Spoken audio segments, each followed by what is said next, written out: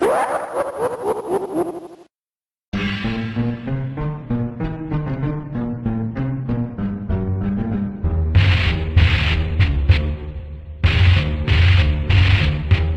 on your big Hollywood sunglasses and light the torch, because it's Cellar time.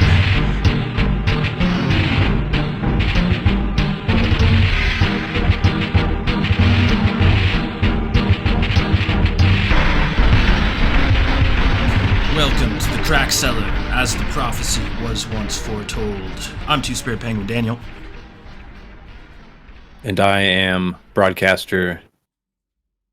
Damn it, I forgot his name. Hey James. my favorite character in the season. And today, Broadcaster... It was gonna be better, guys. I promise. It was all thought out in my head. Anyways.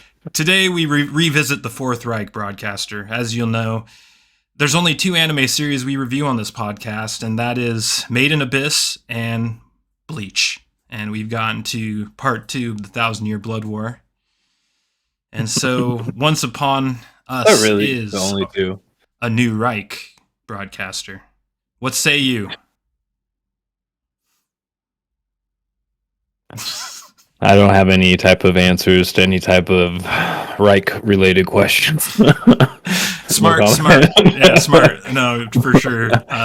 Neither do I for posterity. No, I do not. Broadcaster, this was a very interesting season. When I first started talking to you about it, you mentioned to me that you'd heard people didn't like it. And that, really surprised me because I was already 70% through to that point, and it was fucking badass, and I wasn't sure what was going on. I can't even remember saying that to you, so I forgot that. Yeah. You're asking me if a specific character showed up or not yet, and if she hadn't, then nothing really had happened yet. And I was like, she hasn't shown up, but it's been good. I don't know, man. When you said that to me, it threw me for a loop, and I was thinking maybe it got really bad toward the end, but then the end was fucking kick-ass too. The whole fucking thing was good, in my opinion. Weird. You're talking about Horme, or whatever the hell her name is, Stingray Healer bitch, ends up being the god of death? I have no idea what you're talking about. Was that spoilers? No, that was the first season. That's the chick that Kenpachi fights. The other captain. Oh, yeah. What about her? Yeah. What about her? Well, I thought that's who you were talking about. Because that, when you say, so, when I asked you that question a while ago, that the only twins you say if she showed up, the only chick I could have ever been referring to in the whole span of this arc/series that's come out is her. Okay. She's the only female big keypin, so I'm thinking I don't be was I referring to season 1 then? Had you not watched season 1 yet? Whatever character you named, I'd never heard of them before, so I don't know. Yeah, there's no other big female character, so I have no idea now. It really doesn't matter. The point is, I thought the whole fucking part 2 was kick-ass, maybe even better than part 1. Part 1 had more of the Bleach adventure aspect, and part 2 was the straight up Bleach fighting game shit. The entire season was the war, and there were 2 parts. I found that interesting. In a 10, or was it 12 episodes? I forget. A very short anime. There were actually sort of 2 arcs in it. There was the first arc where they come in and they steal all the Bankais. And then there's the second arc where fucking the badasses show up from the god realm and start fucking destroying shit. And they realize the Bankai shit didn't matter. It's 26 episodes. 13 episodes each. I'm only talking about part 2 right now. Oh, yeah. 13 episodes? Yeah. Something like that, yeah. Yeah. Yeah, it's hard because I think it's a weird pacing because the manga was a long time ago, B, not well received as far as a proper ending goes, and then there was just parts of the particular parts of the story that line that people really hated, like the what do we call them? The General Zero captains or whatever, up in the Soul King captains, essentially.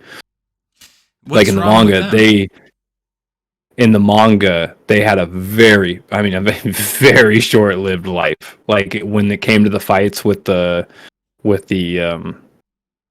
Quincy's, they all just got wiped super fast. Like they all had just a couple pages and then they were just gone. So everyone kind of was like, what the fuck? These are the guys that powered up all the characters and they're still supposed to be more powerful and they just get wiped, you know? And then the I find inferior that characters. interesting. Huh. So he took that to heart, and in this anime I could tell there's a lot more scenes with those guys. Like a lot more. So especially the paintbrush guy, like the main dude, he has a long ass name. I don't know what it's called, but you know what I'm talking about. The right hand of the Soul King. Yeah, definitely. I liked them. They only took up like 2 episodes really in season 2 or part 2, whatever you want to call it. And I didn't really think they overstayed their welcome too much. So that's interesting that people would have a big problem with that. The anime is different. You never read the manga, so like the Right. anime was I like thought, okay, so him trying to is him trying to make up for those mistakes. You okay, know, I'm doesn't mean misunderstanding you. they. I thought you were Yeah. saying that people were mad because they extended the role of Squad Zero in the anime and it wasn't true to the manga. That's what I thought you were implying. Oh no! Okay. I think it was just honestly I don't know where people because I don't know where I just can't remember anything about that. I don't remember the article I read.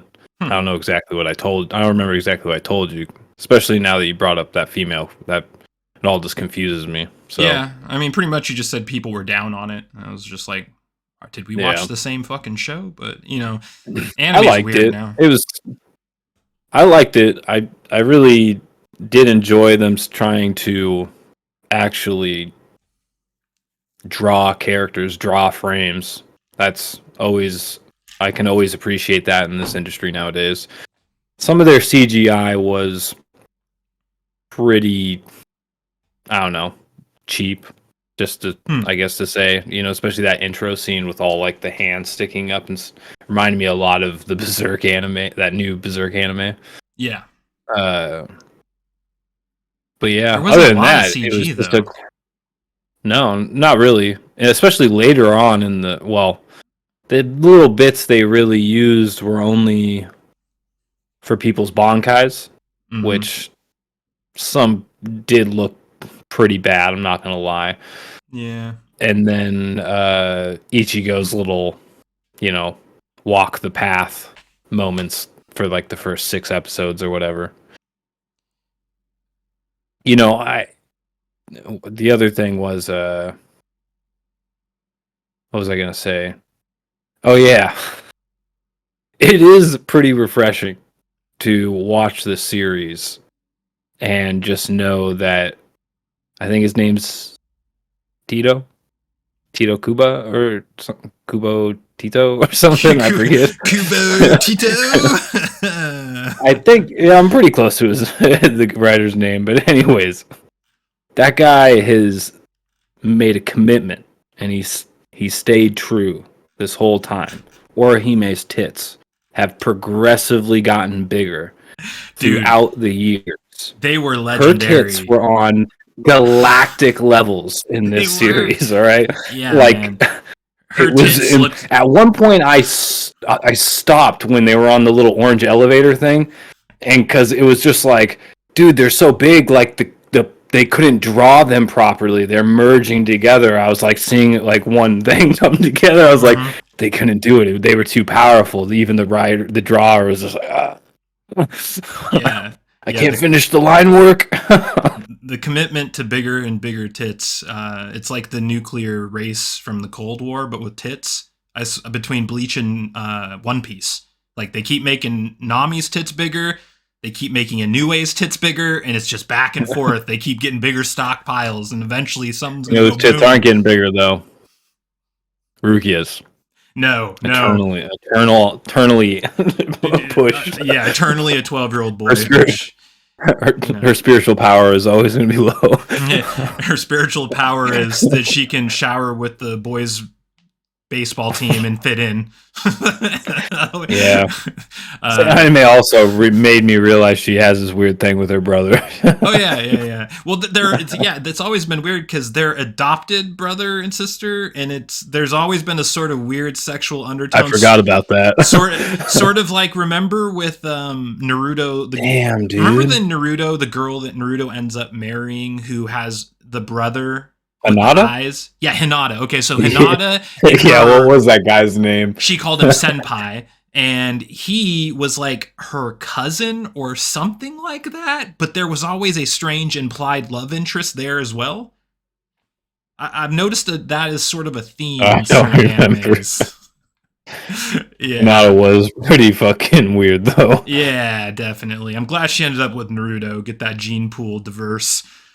that whole clan in Naruto was just like destined to take an L. It was the inferior Sharingan, and like by the time the series ended, the Sharingan was 3 generations inferior to other eye powers. So it was like, damn, that was the original L eye power. Yeah, it's Byakugan, right? Byakugan. Yeah, and it was so lame too, because it was like all it did was allow them to see like, I think, spiritual points or something, so they had to do some they did some like weird like da da da da da da. Dude, they did have a lame eye power, you're right. I didn't really think of it like that till now, but when you compare it to like fucking all the shit at the end of the anime, Byakugan was a fucking joke, dude. It was a joke power. Straight up. It was. Yeah. I think he dies eventually, right? Yeah, Neji does die, I think. Neji, yes. It's like Neji. Such a fever dream at this point, Naruto, because I haven't watched Boruto, and I stopped watching Naruto years ago. Like years and years ago. Like it's I'm gonna tell you right now, rearview mirror. If you watched Boruto, you would have never rewatched. I guarantee you would be at never rewatching Naruto ever again. It'd all just be dead to you. But the fact that you haven't watched Boruto means that one day you might revisit Naruto and Shippuden. It was a strategic choice, dude. The second they announced Boruto, I just got weird vibes from it. I got like, this isn't for me vibes, and I just acted on it, and I just never went in. And everything I've been told by people makes me think I was right not to. So, yeah. Well, it's been so long, but I remember there was, because I was reading the manga back then, like almost all the shonen mangas back then. I was I know. I had to like Naruto, tell Bleach, you not to spoil One Piece. shit. Yeah, you had like a little streak when you first started reading manga where you like to try and drop some shit on me. I'm like, you shut the fuck up, motherfucker. Dude, I'm 2 years behind on the anime. But dude, I remember they released like, they call them like special episodes or special chapters or something, and it was just called Boruto, or Special Operation Boruto. And it was a couple years after the Naruto manga had like officially ended, or maybe like a year. And it popped off with, it was actually sick. And I was like, damn, like, all right, the future's bright for Naruto. Yeah. And then another couple years went by, I think, and then they officially, I might be getting the timeline fucked up, but then Boruto finally came out, and I read the first couple chapters, and it was just like pretty much trying to reinvent Naruto season 1 with 3 young kids again. And I was just like, what the fuck is this? This is not the special event that we got. Like, the special event was like, I don't want to like say it was the coolest stuff, but like when you saw the 3 Sanin doors get summoned for the first time, like it was like that level of a chapter of manga out of nowhere. You're just like, damn, what the fuck's going on? This is dope. And Naruto was great at that back in the day. Yeah, and then Boruto came out and it just totally panned. I never read it, and then years later I looked it up, and it's universally hated. Everyone doesn't like it. So yeah, it's interesting. People like to meme on Naruto a lot, but in terms of anime, like memorable fights from animes, Naruto probably has the most, maybe second to Dragon Ball Z. But if you think about it, most animes, fighting animes, have a couple of really standout fights, maybe 2, 3, 4, just really standout fights. Naruto has like 16.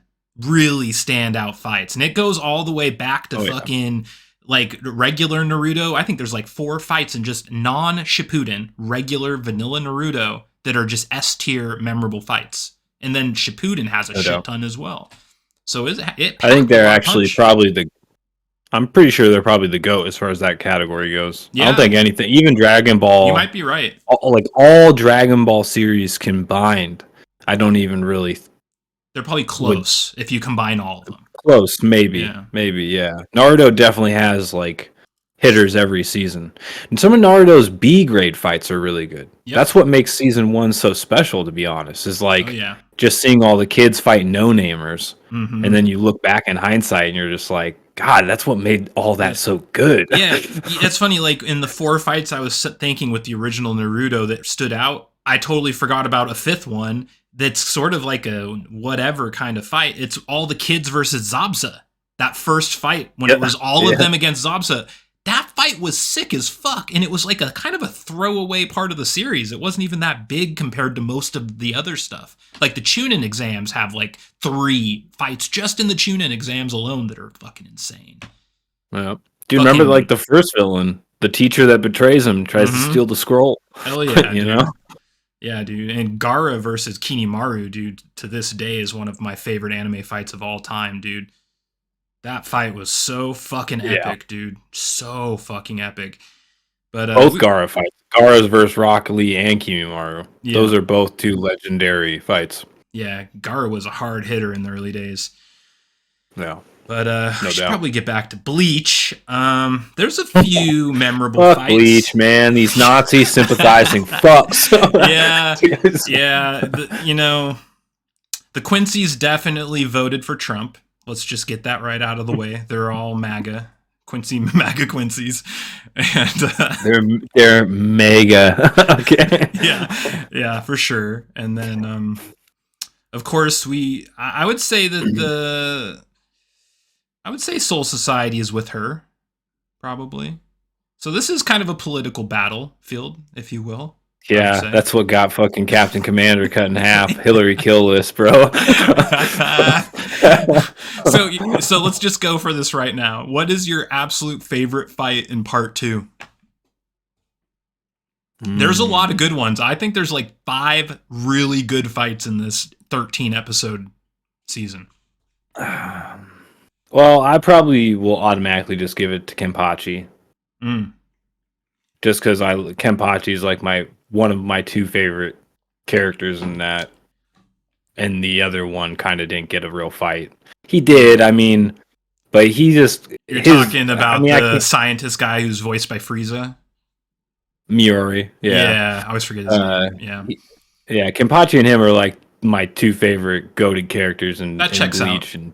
I'd guess that. If I had a gun to my head and they said, guess who Nicholas's favorite villains or favorite captains in Bleach, I would have guessed those 2 for sure. So it checks out.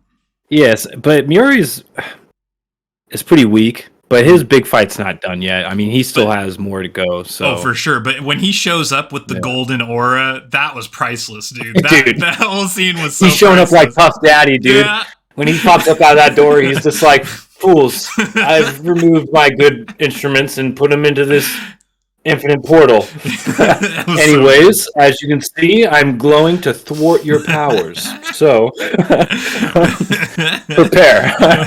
That guy was like, nah, dude, actually, I'm gonna do some villainy explaining, and then I'm gonna walk out of here, okay? Which was, by the way, pretty much what happened. That was like a Master Shake move. Aqua Teen Hunger Force style. Like, I felt like that guy was Master Shake in that moment. He is, for no doubt. That was definitely a good fight. The intro fight to him fighting the girls was pretty funny too. He just like does the smoke screen or whatever, and then his chick just like drags him up into the sky, and he's like, "Calculate my bombs, bitch," and then he just throws out the bombs. It was pretty good. Like, his fight wasn't one of the good ones that I was mentioning, but it was like there were really no bad fights in this entire arc. If like I'm trying to think of a really poor one, I think honestly Ichigo's. Yeah, Ichigo's was probably the weakest in part 2. You're probably he really had like a huge. I think his part didn't work because they're trying to split it up into multiple parts. That's Mm-hmm. why it was better in the manga.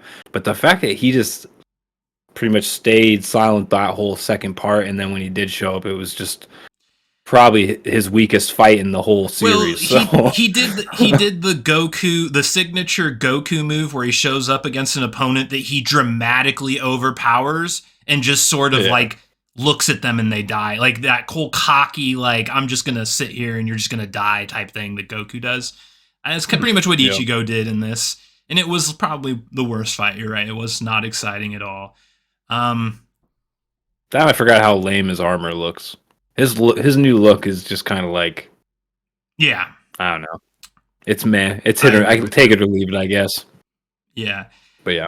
I really liked the unique powers in this arc. It kind of like surprised me. Bleach is sort of one of those fighting animes that doesn't go super out there like One Piece does with the like weirdness, or like what DBZ does with just the insane power creep.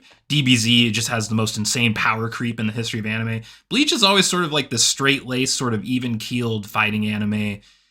And some of these powers they did were really unique and kind of reminded me of something like a One Piece Devil Fruit would do, rather than a Bleach power, which was interesting. You're talking about the big general captains. All of them.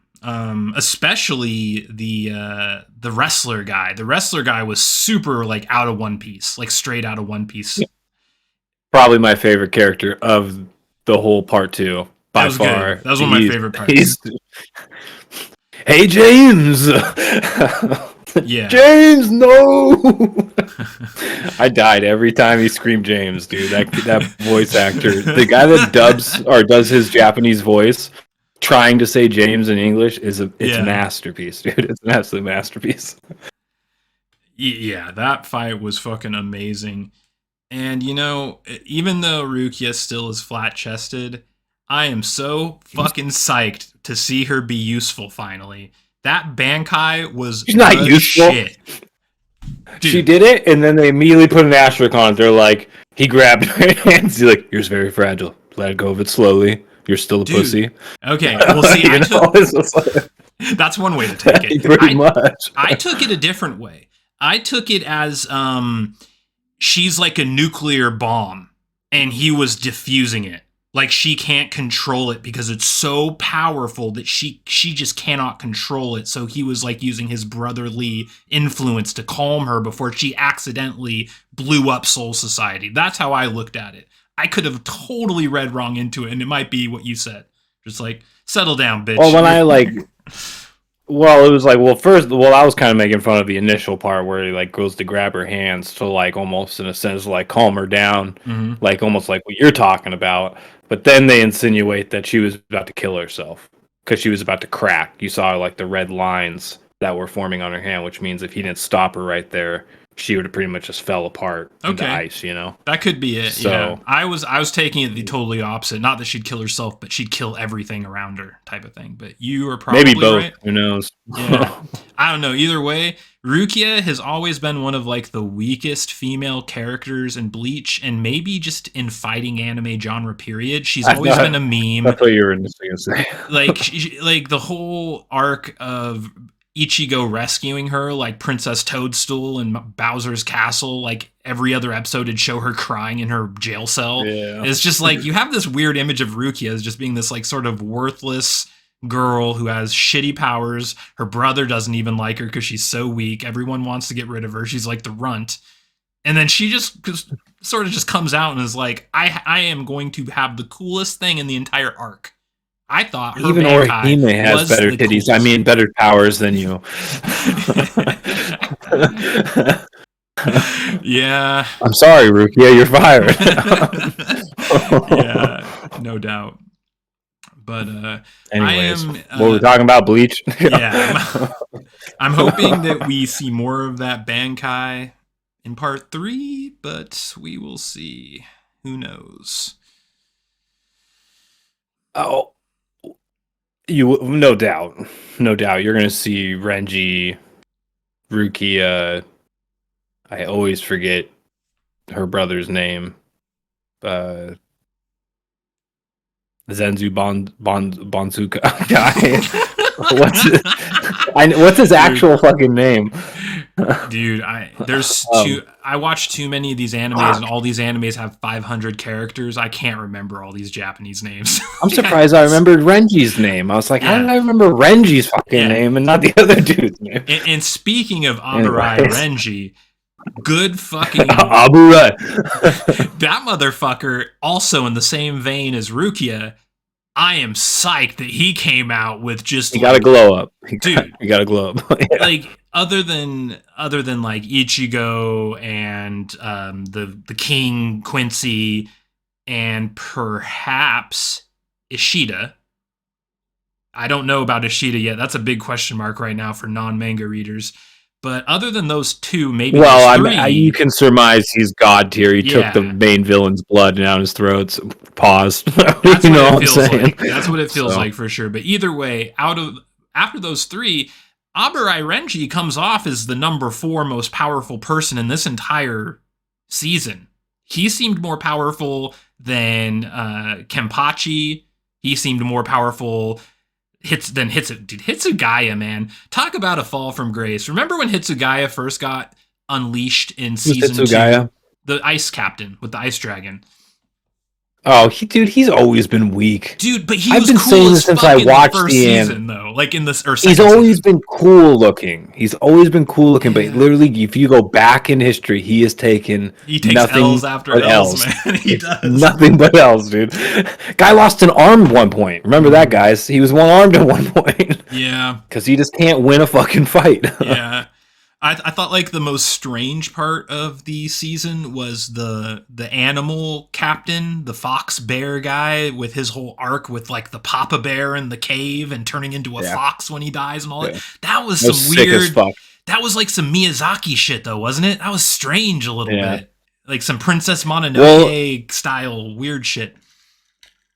Yeah, it also really kind of takes away from the moment it being in part 2, the way it works out, because part 3, his character arc is, I mean, I'm not revealing too much. He might show up in part 3, but I'm telling you right now, his main thing is done, and it was super cool.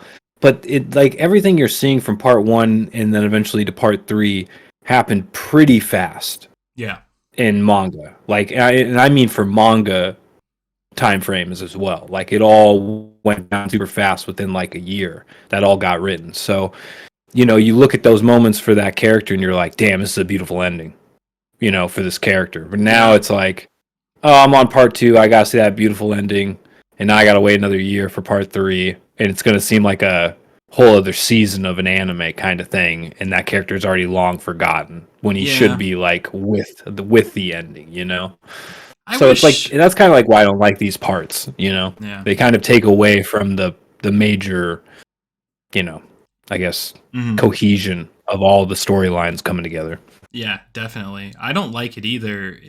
From a reviewing standpoint, it sucks because like reviewing part 1, not knowing like part 2 or 3, and then like the whole combined picture, which is like one complete piece of art, right?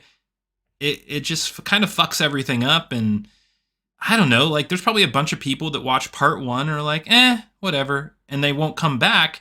But I would say that part 2 was way better than part 1, and I'm guessing part 3 is going to kick both of their asses. So it's just a bummer they did that. They should have just did it all at once. Let the hype I always wonder if it's a more of a budget thing, or if it's more of a, people don't have like people, like money people are talking and saying, people don't have the attention span they did 10 years ago, so we can't do 20 episode anime seasons, like only One Piece can get away with that, because boomers watch it. But like, if you want new readers for Bleach, or watchers in this case, then you got to make it, like a Game of Thrones type thing, a nice short HBO style series, that only comes out with a few episodes and then it's gone for a year. Yeah. I think, like, I don't know if that's like kind of what they're trying to do in the anime world when they make this approach, but like, go circle back what we're saying. It just doesn't. It takes away with what those long format seasons really did for anime back in the day. Like when eventually you got to the Frieza fight. Eventually when Urameshi got to the end of the shadow tournament or whatever the fuck it was called, and Inuyasha eventually fixed his daddy issues or whatever, like Poor Inuyasha. it was all at the end. Like there was plenty of room for in-depth story building and arc building and stuff, and none of this hiatus where you're like, oh yeah, that character exists. Fuck, I forgot. Yeah. So. And I'd also like to point out that One Piece has been releasing anime episodes fully hand-drawn, no CG, for 15 years straight with no filler. It is the craziest shit in the world. But I'm sure Bleach, his hand fucking shows it if you saw it. But it's crazy that they can do that with One Piece, but Bleach needs to release 13 episodes a year and use a little CG, too. It's just like, what the fuck is happening to the anime industry? Well, I'm not trying to show for the Bleach guy, because I definitely would agree with you on most of what you're saying, but I would never compare him to Oda. Oda's like the fucking LeBron James, Michael Jordan, Michael Jackson all together of the anime manga industry, like he literally drives one of his 5 Ferraris into his driveway after work every fucking day, all right? So I wouldn't compare him to Tito Kuda or whatever the fuck his name is. Plus, I'm pretty sure Tito... Sorry if his name's not Tito. It's Tito. I remember. It was Tito. I'm pretty sure he had, like, the main reason he rushed the ending of Bleach in the manga, and then the whole reason he's doing this series now, the Blood War, is because he almost died. Yeah. Like, he had, like, a near-death experience or something. Yeah, honestly, me too. Mm-hmm. But, yeah, apparently he's recovered for the most part and good enough to come back and be like, watch me do this again, guys. Yeah. So that's the confusing part about the whole thing. It's like, okay, you didn't like it yourself, or the fans didn't like it, and you're trying, like, your money people are talking to you saying, okay, let's reformat this. Let's try to get some new viewers, let's not continue the manga. Let's just try to, like, put a cap on Bleach, get people hyped up for it, and then maybe launch something new. Yeah. That's kind of where my mind's at right now, is I'm expecting him to start talking about something in the future after part 3 is done. Because why would... I just don't know why... Unless this is all just an ego thing, where he's, like, actually almost dead, and he's like, no, I still got a little bit left in the tank, and I'm going to fix what I started, okay? Like, I don't know. Yeah. Definitely. I could see building to, like, Bleach the next generation. Yeah, I could see that. Next. Bleach Shippuden. Yeah, Bleach Shippuden. There we go. Because believe it or not, kids, remember, Bleach shipped with Naruto. Bleach is still here. Naruto is not. Rest in peace. Yeah. I'm really... I said this in our part 1 review as well. I'm going to say it again. I am so fucking glad he didn't just continue the Fullbringers arc, because I hated that shit. I was so happy that when I saw that it was a totally new arc, when I heard about 1,000 Year Blood War, I was like, thank you, because Fullbringers sucked. Yeah. And that shouldn't have got me substitute badge exists though, dude. Remember that. Well, dude, that's always the whole big twist of, like, the substitute badge and, like, oh no, they wanted you to track you, Ichigo. Like, that whole arc with that reveal was supposed to be, like, this big pivotal reveal, and I'm just like, what the fuck ever, dude. Fuck, man, I grew up with the Patriot Act, motherfucker. Get the fuck out of here. Jesus Christ. That is like an East versus West philosophy difference. They were like, it's pretty big, serious shit. I was like, they've been doing this up our ass for 20 years. Okay, dude? Yeah. Yeah, that's pretty funny. What next? You've been giving 0.02% fluoride in their drinking water this whole time? Dun, dun, dun. Yeah, okay, sure. That would be fucking crazy, dude. At the very end, dude, they finally let him through the doors, and they're just, like, listening to an fucking InfoWars podcast or something, dude. And Ichigo's just, like, does those anime eyes, like, what's going on in here? Yeah. All the captains are kind of just sitting in like an arc, just like Well, all maybe looking at him. that could be a good starting point for Bleach Next Generation. It'll start off like cold open in the InfoWars studio, and Alex Jones is like, "My next guest is Ichigo Suzuki. He's here to come to talk to you about the globalists behind the soul barrier." He just walks in with his red hair. He starts like, "They kidnapped Rukia. They didn't let her get implants." They're trying to take Orihime's titties. I'm telling you. Breaking news. Tito was actually found in Jeffrey Epstein's cell. He tied it around his neck, ladies and gentlemen. The rope was slung by none other than Tito Kudo. Tito. Yeah, so definitely a Mossad asset. Definitely in Giselle Maxwell's little book. Ghislaine. Ghislaine definitely had a one-way ticket to Soul Society, didn't she? Dude, she is the ticket. You remember what's that void called that just like people can fall into in between the human world and Soul Society? Remember where like the spirit vacuum can suck you up? Oh yeah. Damn, I forgot about that. That's Jerusalem. That's no. Cut.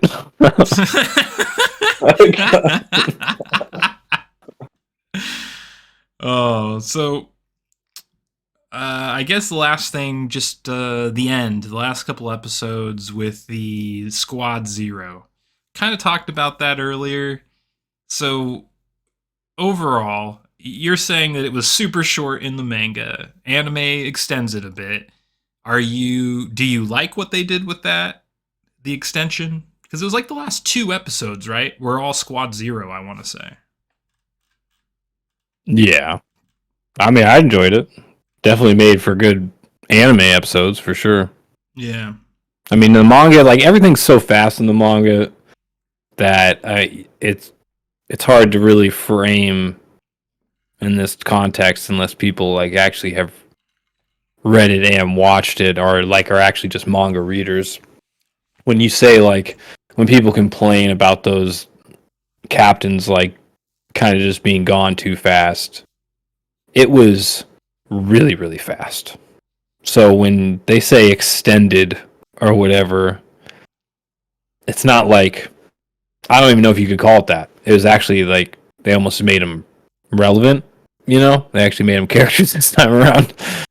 Yeah. That's how I would put it, at least. So, again, I like both. I didn't complain about the manga. I loved it. I was bummed when it ended.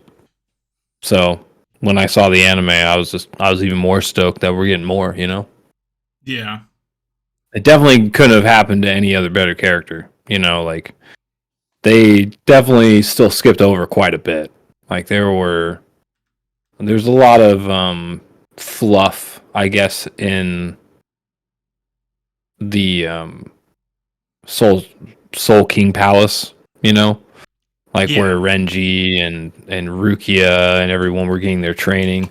There's a lot of stuff they kind of cut from that part that I don't really care about, you know. And then they kind of put it in the right places with the captains' fights. So, I haven't read the manga in so long that I can't even remember like what is different. To be honest, like I couldn't tell you what's in the anime and what's not in the manga.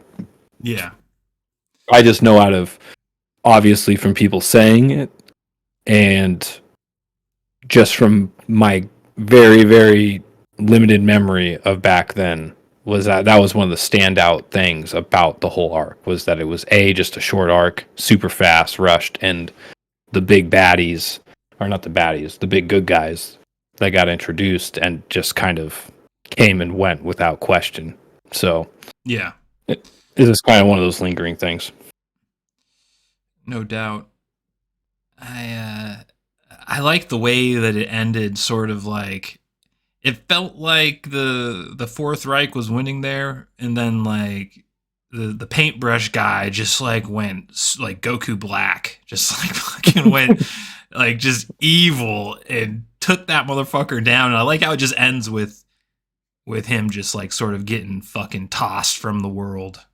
That was a cool way to end the season. Dude, his powers were super fucking dope. Yeah. He just paints over people's names. He's like, I threw paint on you. You're a fucking ant, dude. Prepare to get smashed like an ant. Yeah. Yeah, it's like Light Yagami's power from Death Note, but like times 50. Like it's sort of like a super fucking mystical version of that. It was pretty sweet. And fun fact that that scene made me remember too about reading mangas back then was that translations or scanslations or whatever you call them, they were all fan service, right? So I mean, there's some pretty big guys out there that you can get nice quality translations from, but for the most part, they were never official, and only certain scanlators or whatever you want to call them would do certain series. And so you pick up on their styles.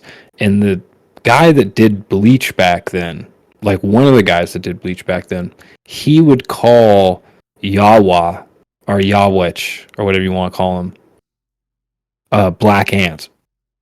It would be translated Black Ant. And every time his name would come up, it would just say Black Ant. And I was like, at first I thought that was his fucking actual literal translated name. And then I got another scanlation eventually. And I was like, okay, it was just a completely bad translation. That's weird. But all the way forward now, in the official translated dubs or subs, I should say, he gets called a Black Ant. So I think there's like some actual type of like literal translation of somewhere. I don't know. I'm not smart enough to understand it, but I think Black Ant is like some type of call back or some type of sub meaning to that character. I don't know. It like when I noticed it, I was like, "Whoa." Yeah. Yep. Maybe.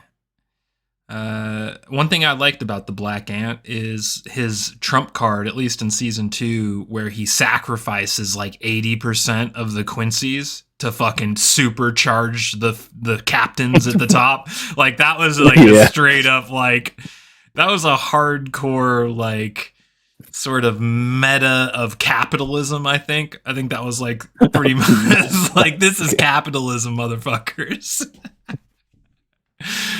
Oh man, I love it. There's a lot of political intrigue in Bleach. You just got to read between the lines. You're saying that was Biden paying off student loans? It's weird. No, that was Biden. This is what it takes. That was Biden collecting on student loans, motherfucker. I didn't say how many people's loans I'd pay off, but I'm saying there's a chosen few. Yeah, I paid off these 5 guys' loans, but you know, 1 million of you now are going to pay with your dick. That's pretty much what happened. With your dick. And, get in the factory, whore. I loved that, like the initial scene where it happens and like the low level Quincy's that are still in Soul Society are like, wait, what's happening? And they're all like, "Oh, father, why have you betrayed me, oh father?" I love that shit. That was perfect. Dude, nothing was better than James's dialogue, dude. Fucking hit that captain with the fucking gay ass fucking harmony bankai or whatever. He just like blows his eardrums out, and then he hits him with the star beam, and he's just like, "The villain will be smited with the holy light." Oh shit! That guy was the shit, dude. Yeah. And then like his James little baby character was doing some Hideo Kojima fucking Death Stranding shit, just fucking making a bunch of himself out of his mouth. Yeah. And they were like, he sacrificed all those James too. He's like, "Don't worry, you are a part of me, and you will come back." Yeah. Oh man, I loved every bit of that guy's character. Definitely, that was one of the highlights of the anime because it just came out of left field. It was so strange for Bleach. Yeah, he was like a Quincy. Wasn't there like a luchador-esque vibe to like one of the Arrancar? Yeah, I think there was. All right, I can't remember. No, I That's do the only other recall character I think that was like that. had like a shroud on their face, like sort of like the shroud that they hang in front of the bowl to get it to charge.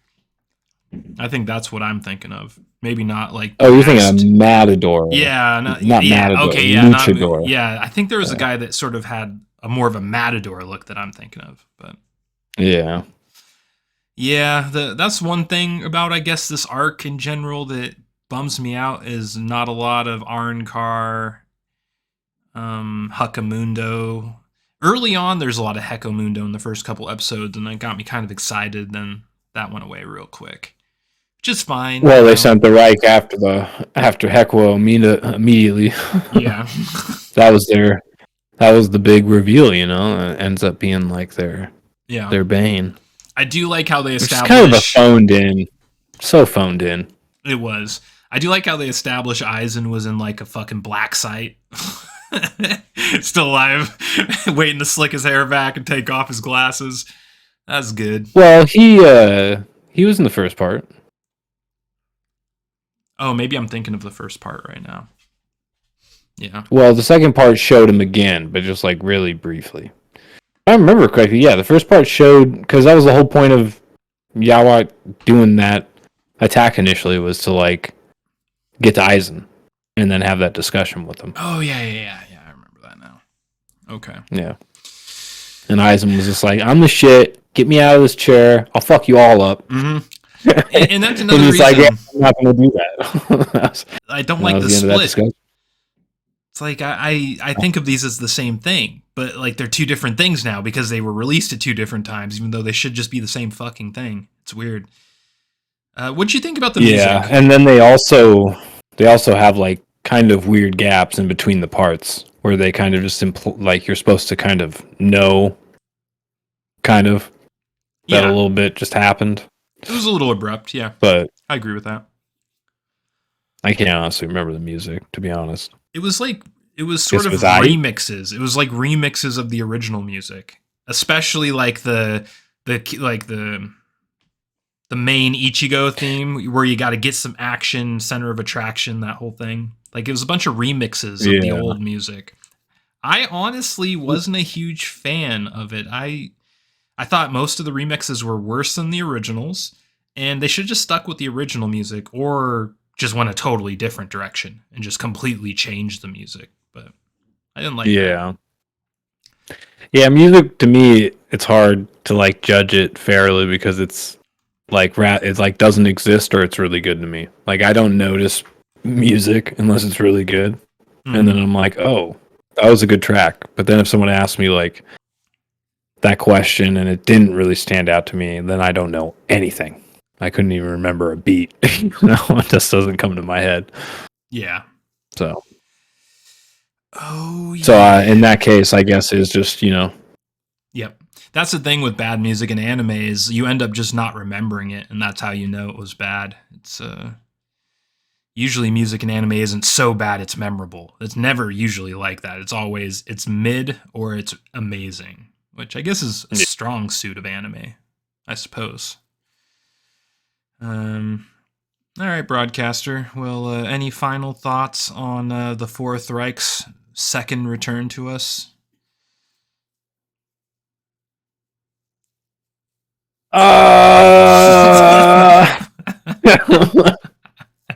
Peace sells, but who's buying? I'm just gonna say Ruby Ridge was a psyop by the government. It was not about white supremacists. All right, Broadcaster. It's kind of just anime is weird, I'm getting to this point in my life where it's like I'm kind of getting like too old to take these types of animes seriously, like I used to. Mm-hmm. Like I mean, I'm still good to me, but like I just can't view them like I used to. I can't watch Dragon Ball and Naruto and stuff and have that vibe, with like, dude, ninjas are super sick, dude. Like I'm never gonna have that brain again, Like I'm always gonna look at all these things and just be like, another kid superhero, oh, another shonen style anime, like what's his power? Oh, he's gonna fight the tower of ultimate fighters or whatever. It's all just kind of, I don't want to say gimmicky and hokey, but it is, because it's all been done over and over and over again. That's the curse of growing Bleach. Old. Truly. That's why I'm not trying to hold. That's why I kind of framed it like with me getting old and not so much putting it on the content and the IPs. But Bleach, I'm gonna pick on a little bit just because it's like, why now, bro? Like it's good, but like you clearly, like I said earlier, I don't get your angle with trying to do this. This is the ending of Bleach from 10 plus years ago. It's now being chopped up into multiple parts. I don't know why any other reason you do that other than trying to artificially hype it up or weird budgetary constraints that, like the house that's publishing it for you or however you're contracting the labor out, like only wants to do it in sessions and see how it sells, and then if it does well, that will, like, you don't actually have multiple parts and contracts, I guess is what I'm trying to say. Yeah. So that being the case and it not being an absolute stellar knockout, like I'm not going to tell people go run to the hills and go tell people to watch Bleach Part 2 Blood War, 1,000-Year Blood War, whatever, by Tito Kubo. Hey, dude, stop besmirching the great Tito Kubo, all right? But it's kind of, that's kind of just where I'm at, where it's like, cool, I'm happy that you're alive, dude. I'm happy that you still have the health to do what you love, but I feel like at this point, it probably would have been best served to make something new. If you actually want to be relevant in the industry, because even in the best case scenario, it was just another great redo of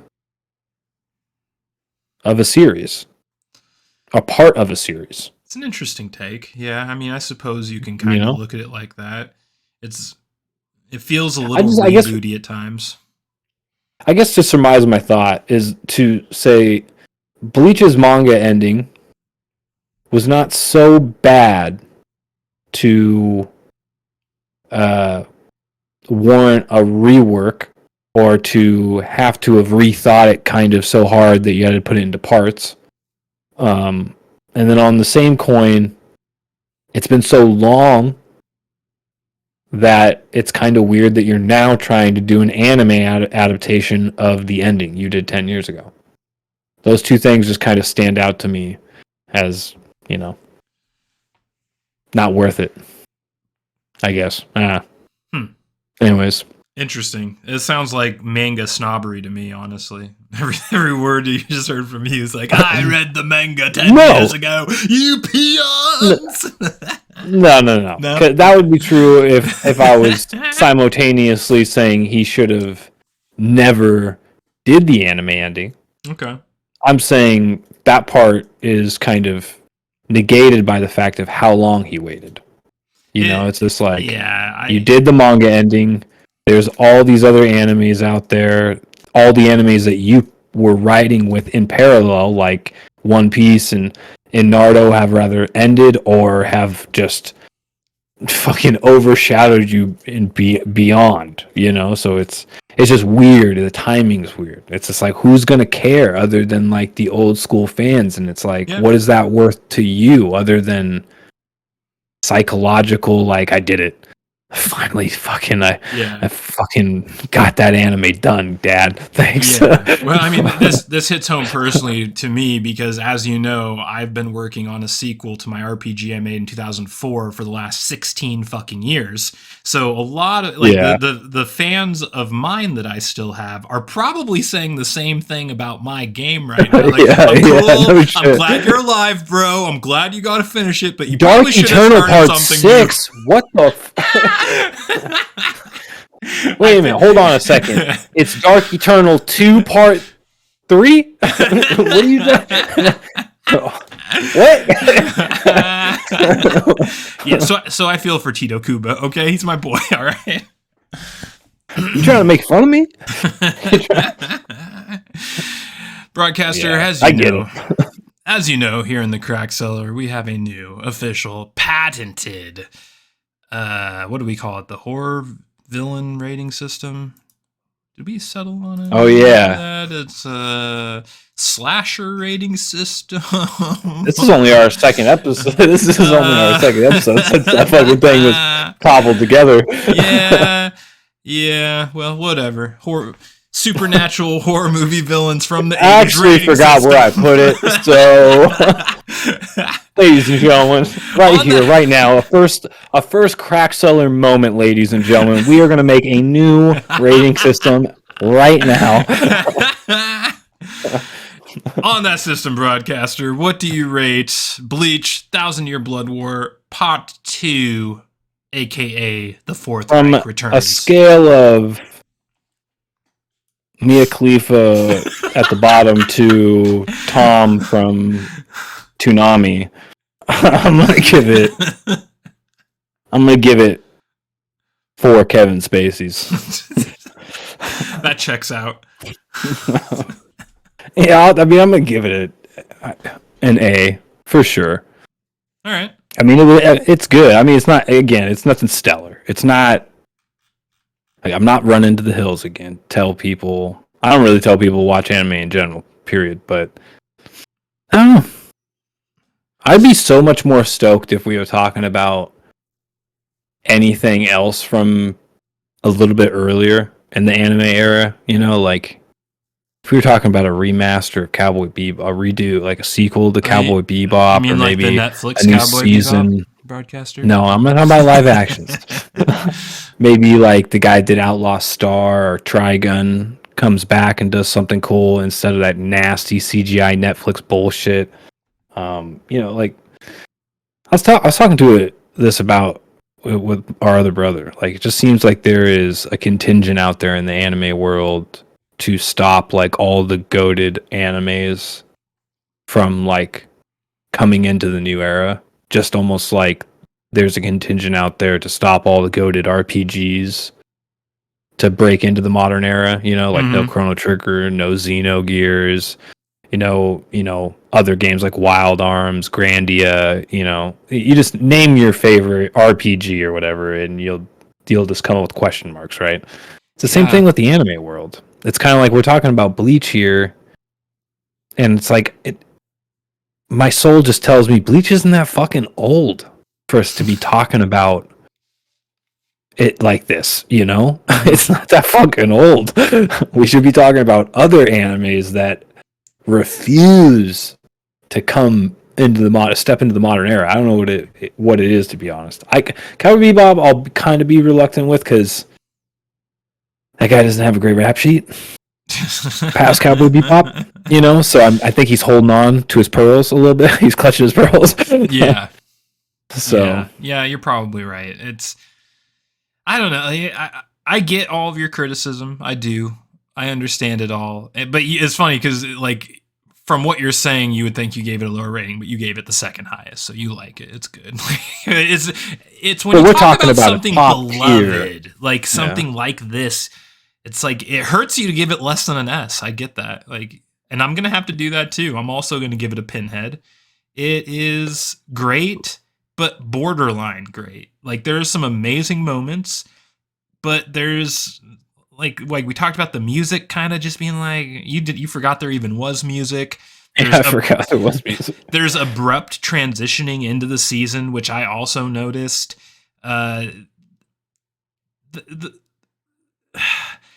A lot of what happened to Chad? Chad was might as well not even been in the anime. I don't even know why Chad even showed up for 2 seconds that he showed up for. Like, what was the point of that? Bruh, what's crazy about Chad is Chad looks like an old friend of mine, and I remember still being friends with that dude when Bleach was originally out. Yeah, I was like, hey, dude, that guy looks like you. And now I haven't even talked to that guy. And then when I saw Chad again, I was like, oh, yeah, that dude exists. Yeah. It's, the third part could easily color my liking of part 2 a little higher, but just for what it is, it was really good, but also felt a little shallow and a little like, I'm just here to do cool shit and prove to you that I'm still a badass anime maker, which is cool, and he is, and it is good, but like you said, it feels a little like, I don't know, a little masturbatory at points, but there is some real good uniqueness. The wrestling guy and Rukia's Bankai. Maybe a lot of people fucking laugh at me for thinking that, but Rukia's so worthless, and it was so cool to see her do something. You're just what the kids call down bad for Rukia. Yeah.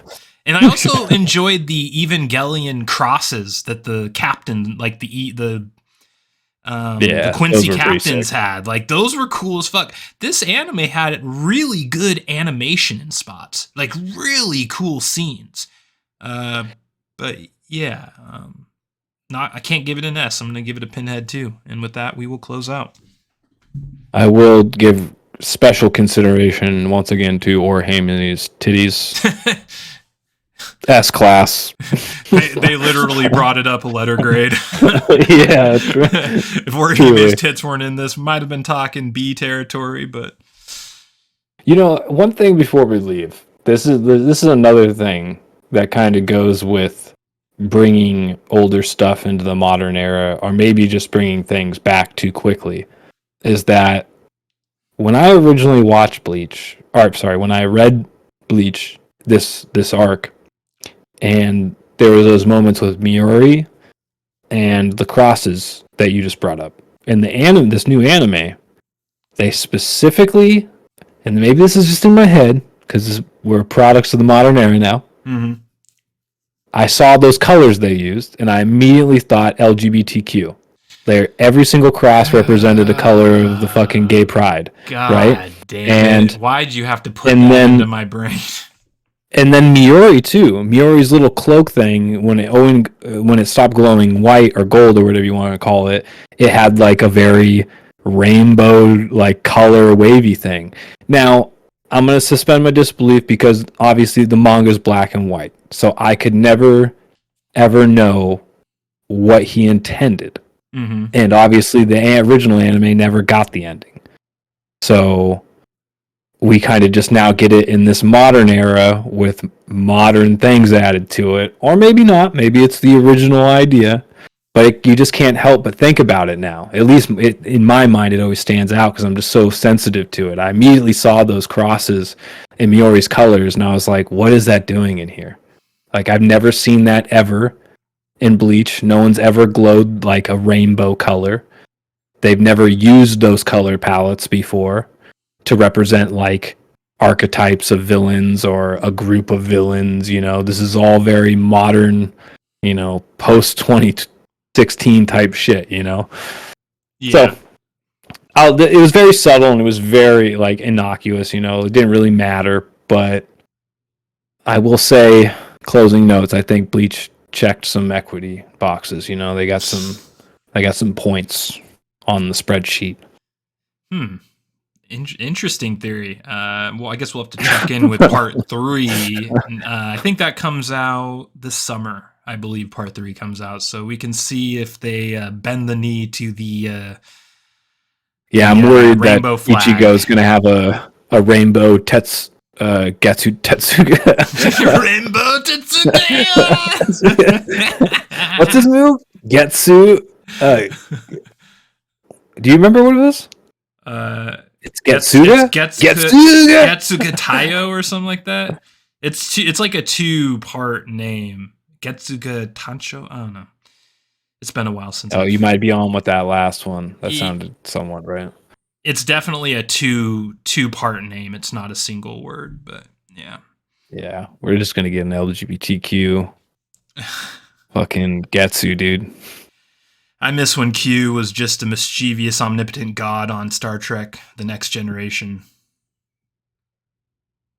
I thought you were gonna say on Reddit, but what's that Donald you growing Trump's up on? Plane. QAnon, man.